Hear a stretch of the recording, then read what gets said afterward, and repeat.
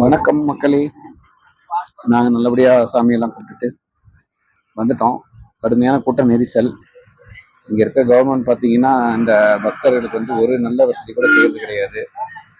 அவ்வளவு சிரமம். உதாரணம் மேலே வந்து பார்த்தீங்கன்னா போகிறவனுக்கும் குதிரையில் போகிறவங்களுக்கும் டோலியில் போகிறவங்களுக்கும் தான் இடமே இருக்குன்ற மாதிரி இந்த குதிரைக்காரங்க அவ்வளோ அதை தொல்லை கொடுப்பாங்க. ஃபுல் அண்ட் ஃபுல் குதிரை, நம்ம நடந்து போகிறவங்க போகவே முடியாத அளவுக்கு இருக்கும்.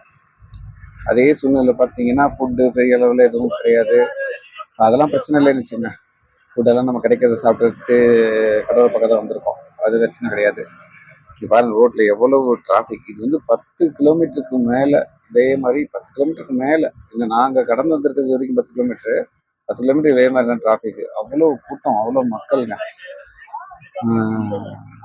போயிட்டே நின்றுட்டே இருக்கும். அங்கே மேலேயும் பார்த்தீங்கன்னா குதிரையால் அவ்வளவு இடைஞ்சல்கள். நடந்து போகிறவங்களுக்கு முக்கியத்துவமே கொடுக்கறது இல்லைங்க.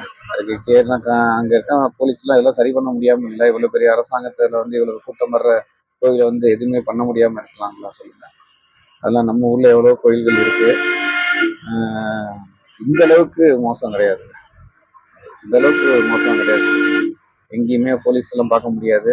அங்கங்கே அப்படியே பிரச்சனையே அப்படியே நிற்கும். அதுவாக மூவ் ஆகும். இந்த மாதிரி தான் போயிட்டு 10 கிலோமீட்டர்ஸ்க்கு மேலே இதே பிரச்சனை.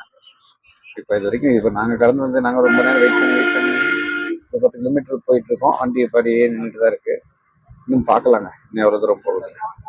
ஓகே மக்களே, நன்றி, வணக்கம்.